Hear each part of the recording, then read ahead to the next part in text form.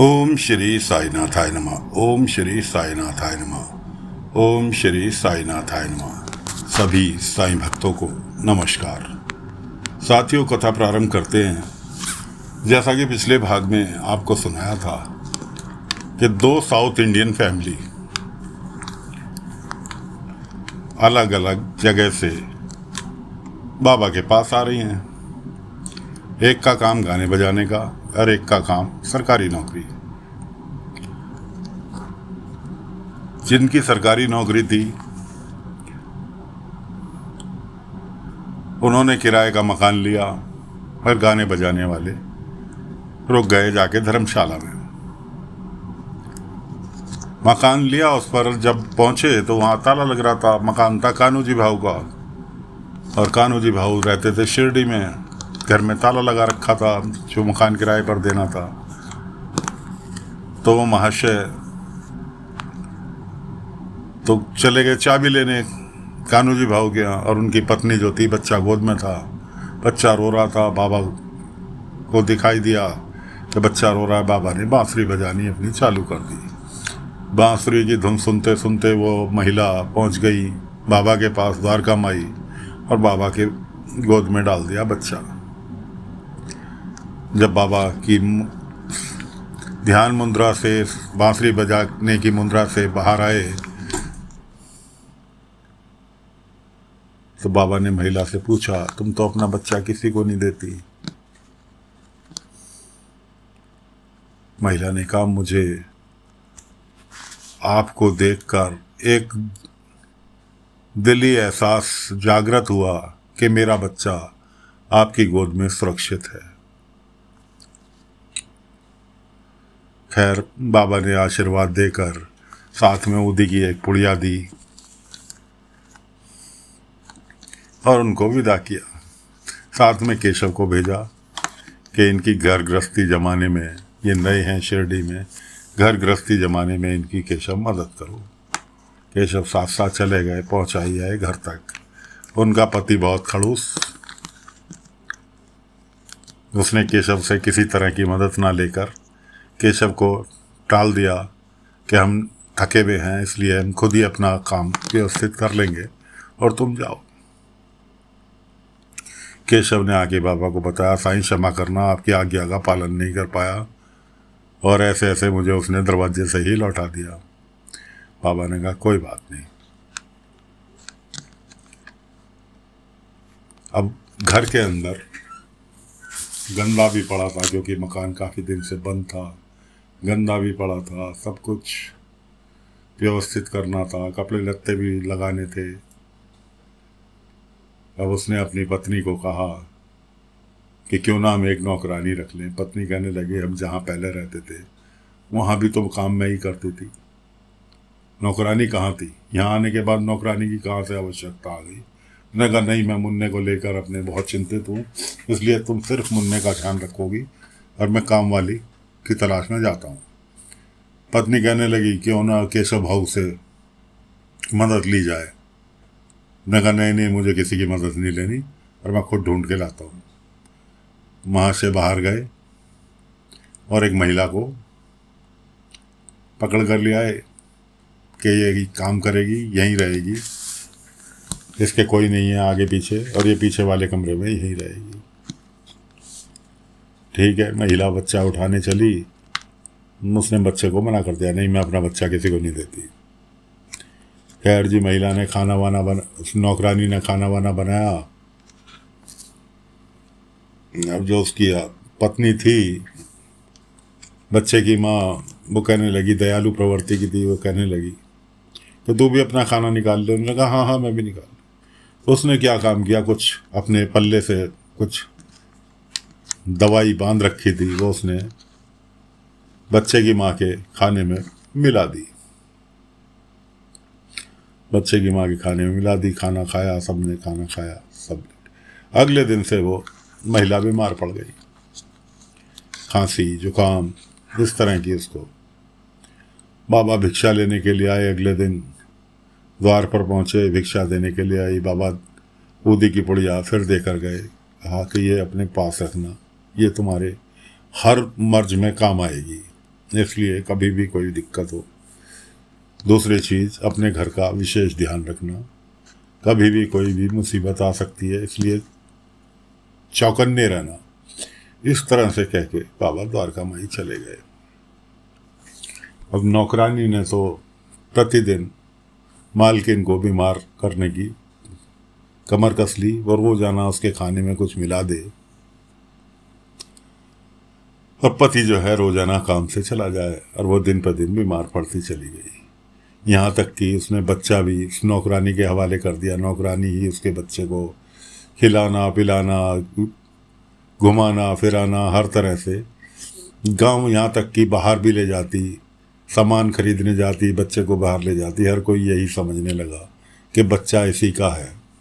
क्यों? वो बीमारी के कारण घर से बाहर ही नहीं निकल पाई। पहले दिन से ही, दूसरे दिन से ही, जिस दिन आके रुके उस दिन से ही वो बीमार। इधर बाबा के पास एक बर्तन बेचने वाला आता है। साईं, मेरे बर्तन नहीं बिक रहे। शिरडी में हर किसी के घर में बर्तन मौजूद है, कोई लेना नहीं चाहता। कहता है जी हमारे पास बर्तन है, नए बर्तन का क्या करेंगे। पापा ने कहा तो एक काम करो, कोई बाहर जाके भी बेच के आओ, दूसरे गांव में जाके बेच के आओ। कि साईं इतने बर्तन लेके दूसरे गांव। पापा ने कहा मेहनत से ही सफलता मिलती है। ठीक है जी, उसने बाबा की बात मानी, बाबा को प्रणाम किया, चल दिया। दूसरे गांव में पहुंचा, वहाँ मुखिया की बेटी की शादी थी। मुखिया जी के घर पर ही पहुंच गया। पहले मुखिया जी ने भी खुशी खुशी उससे 2 कलसे खरीदे, पैसे दे दिए। कहने लगे ये मैं अपनी बेटी को उपहार में दूंगा, बहुत अच्छे बर्तन है तुम्हारे। अब वो मुखिया जी के घर से चला, दूसरे गांव में जाने की सोच ही रहा था कि इतने रात, शाम का समय था। चलते चलते पहुंचते पहुंचते रात हो गई।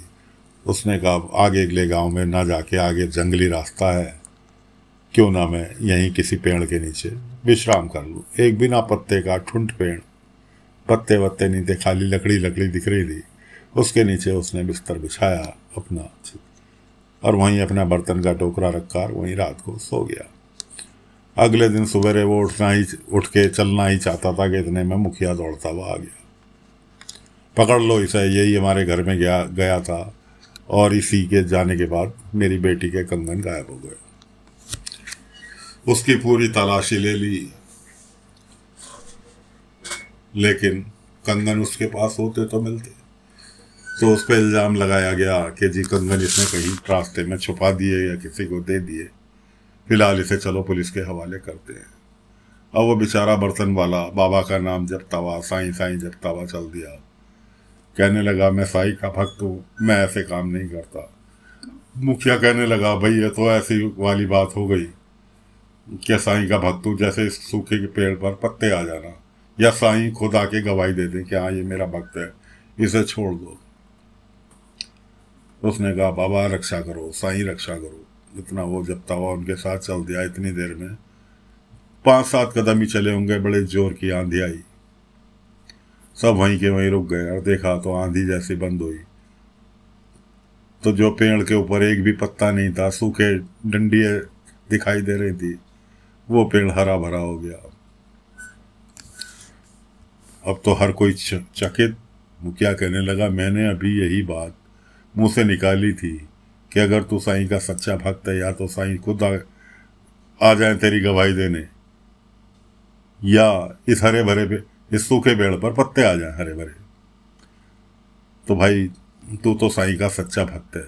उसके साथ जो और लोग भी थे वो भी कहने लगे नहीं भाई ये साईं का सच्चा भक्त है, देखो तुम्हारी बात, साईं ने अपने भक्त की रक्षा करने के लिए गवाही दे दी पेड़ को हरा भरा करके। इतने में उसका मुखिया का बेटा दौड़ता हुआ उसके पास आया कि पिताजी माँ कहीं कंगन रख के भूल गई थी और इसलिए कंगन मिल गए। खैर मुखिया ने उससे, बर्तन वाले से माफ़ी मांगी और सारे के सारे उसके जितने बर्तन बाकी थे वो भी खरीद लिए। साथ ही और बर्तन लाने का आदेश दे दिया कि भाई मैं तुझसे बहुत शर्मिंदा हूँ, मैंने तेरे एक साईं भक्त को बहुत ही अपशब्द कहे, बहुत ही चोर कहा, गलत साबित किया, इसलिए मुझे सच्चे दिल से माफ़ कर दे। और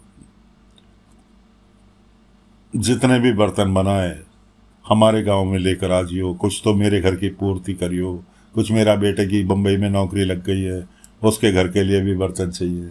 इस तरह से बर्तन बेचने वाले को तो बाबा ने खुशहाल कर दिया। द्वारका माई में बैठे बैठे दूसरे गांव में बर्तन वाले के बर्तन बिकवा दिए। इधर दूसरे मंडली जो आई हुई थी, जो गाने बजाना जिनका काम था, वो बाबा को खुश कर, उनके गुरुजी ने कहा था कि भाई शिरडी जाओ, साईं बाबा को प्रसन्न करो, वो तुम्हें खुशहाल कर देंगे। उस व्यक्ति को था धन का लोभ, वो धन प्राप्त करना चाहता था। उसने कहा बाबा को खुश कर दूंगा, साईं को खुश कर दूंगा तो साईं मुझे धन के अंबार लगा देंगे।